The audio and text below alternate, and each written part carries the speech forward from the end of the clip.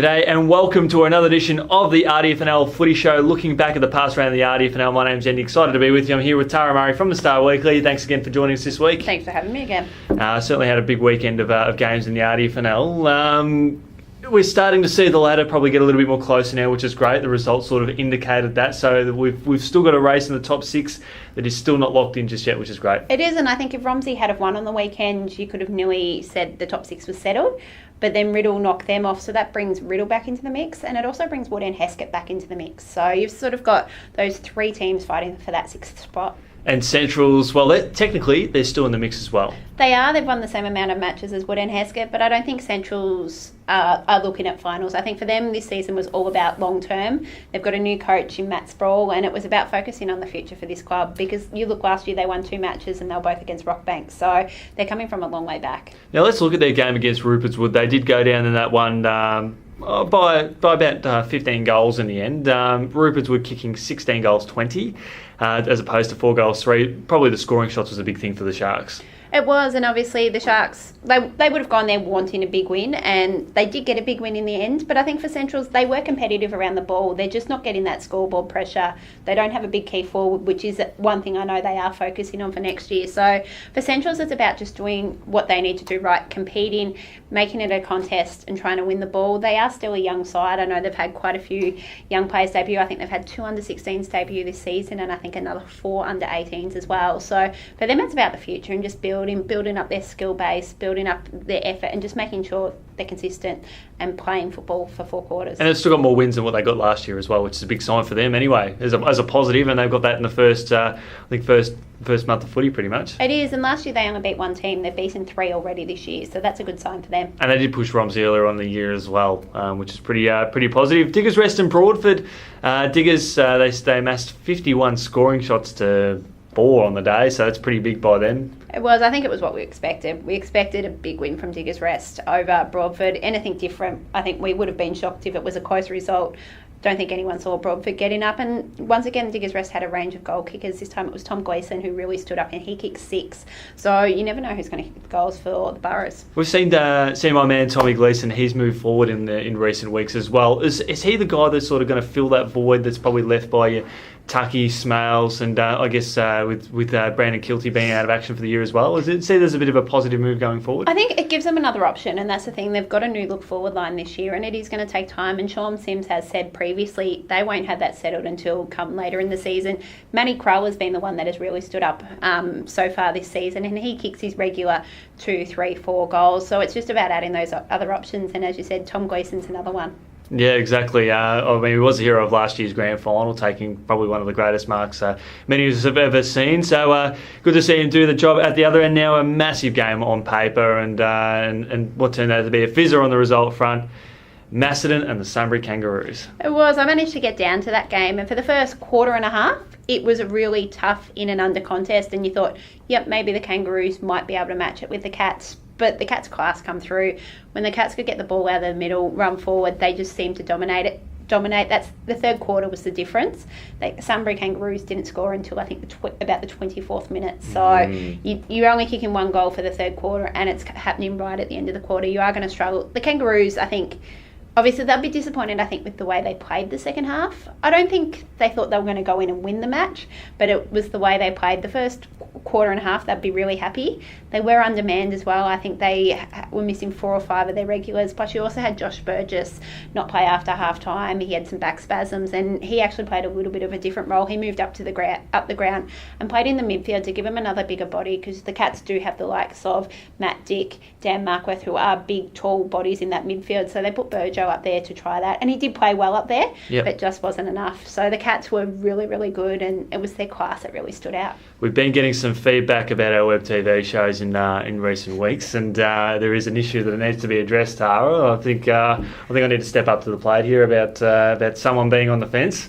So where do you see Macedon at this point? Where do I see Macedon? I see Macedon. I'm not going to judge them until they win a final in season 2017. They can do all the damage they want in the home and away season, but until they win that first final, and I mean, I'm a big fan of the Cats, but I'll be critical of them until they win that first final. But I throw Rupertswood in that bracket as well, because Rupertswood have yet to win a final since they've been in the RDFNL. So I put the two clubs on par. I think it's going to be hard to sort of judge where they are until they run out and secure that first win. And who knows, the way the ladder's shaping up, they could be facing off in that qualifying final.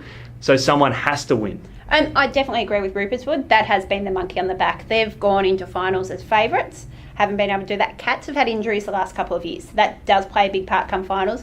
But as you said, they do have to win come finals time as well. Yeah, exactly. So hopefully we've ironed out a few issues there. No, in a good way, good feedback. But I mean, that's the reality of it all as well. I'm expecting when this particular fixture come around, Sunbury Kangaroos and Macedon, I was expecting a closer game on paper.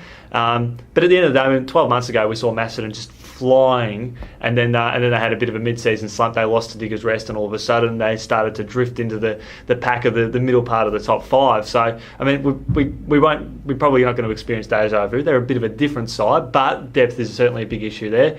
Wasn't evident on the day. They did put on a good performance against the Kangas. It was, and they were missing a couple of players out of their side on the weekend. James Wright didn't play. That was probably the key one for them. They do lose Dan Markworth for a few weeks. We weren't sure how long he was going to be out for a hamstring injury, but he backed up on the weekend, and I thought he was best on ground. Early in the game, he was the one that really stood out. He kicked a couple of goals early on, and his class was really, really good. But he's going to be away with travel anyway, isn't he? So about 3 weeks I think he's going to miss. So when he comes back, they'll be handy. So he'll probably miss the game against Diggers Rest in a few weeks, which is the big game that we'll be looking forward to. Which is quite fitting, because that was his debut game last year as well. He did play his first game for Macedon senior footy in this stint on the back of on the game against Diggers Rest. As we look to Woodend Heskett's win over Rockbank, and you're probably thinking at three-quarter time, the Rams, they're a big show here. Didn't expect maybe the Hawks to turn it on the last quarter like they did.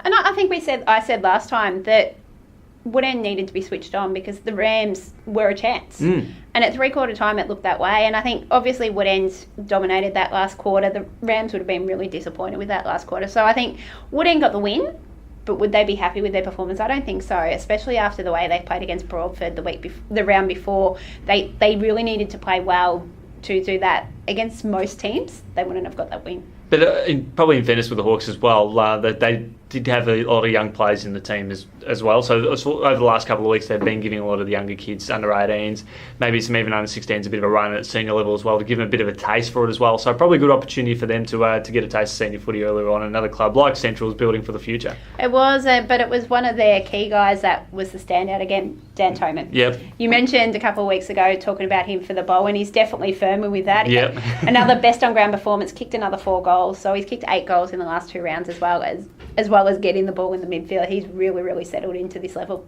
Speaking of some big news during the week at Serenity One Club, we have officially seen a star forward. As a competition perspective, we've seen another full forward over at Lansfield, John Kent, moving over to Mountain South, and the Tigers did go down to Wallen on the weekend by 9 goals.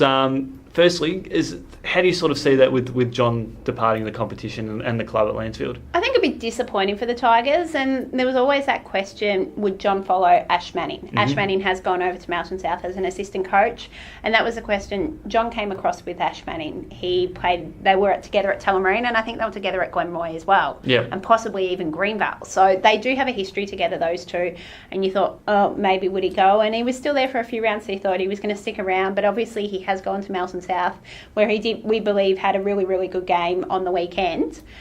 But it's disappointing for the Tigers. You lose someone of his calibre. He's been their main goal kicker, their main focus up forward the last couple of years. It is going to hurt. And from an RDFNL perspective as well, as a neutral supporter, we lose one of the gun full forwards in the competition as well, which is a shame because he's great to watch and one of the better full forwards probably since Matt Davidson over at Romsey, which was sort of entertaining crowds too. And it is. And you look, Kent not only performed for Lansfield, he also performed for the RDFL. He stepped up at interleague level as well and was really good in those games. I know he was our best down in Alberton a couple of years ago. So it is a big loss, and I think that was the last thing the Tigers needed. They're already struggling. They've only got the one win. They've already had a change of coach, and now they've lost their best player. Oh, they managed to kick 10 goals on the weekend, which probably wasn't that bad against the Wallen outfit that kicked 18. John Kent plays. They probably get 14 and maybe pinch an upset win. So that's how funny footy can be. But Wallen, we've known them to have a sort of a good quarter here or there over the course of the game. I think in this one here, they started with 3 goals and they added 5, another 5, another 5, and they managed to run away with it from that perspective. It is, and Warling just keeps doing what they have to do.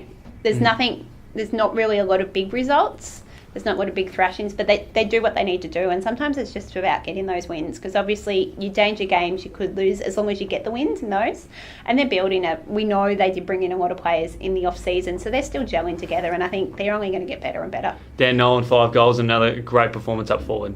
It was, and he's really leading the way. You can't ask for much more when you're playing coach. He's starring up forward. The last game we're going to look at is a very, very slick and accurate Bombers outfit taking apart Romsey by a significant margin. We thought this game was going to be reasonably close, but for Riddle to win in the fashion that they did, I don't think too many people would have expected that. I most certainly didn't. I looked at the scores at 3/4 time when I was over at Boardman, and I was shocked.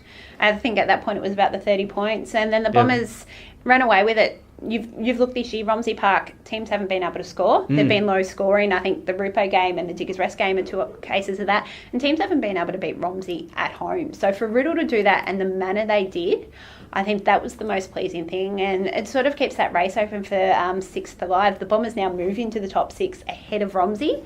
And the Bombers have got, I think, a fairly good draw on the run home. They did have a tough start, and they get a few of those lower sides. So it does keep it open. And the Bombers are gelling, and if the Bombers make finals, I would not want to be playing them.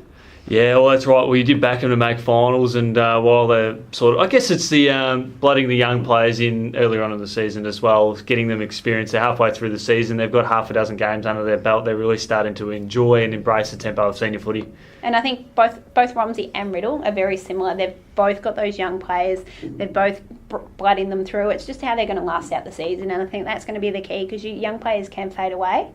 The thing with Riddle, they had quite a few of their young players play finals last year. So that's one thing they've got. They played that finals intensity, and that could be a big thing going forward for them. Well, Bombers kicked 17-3 to 3/4 time, 20 goals for at full time there to account for Romsey. Tara, thanks so much for joining us on the review of the latest week in the RDFNL. We look forward to catching up with you later on the week. Thanks,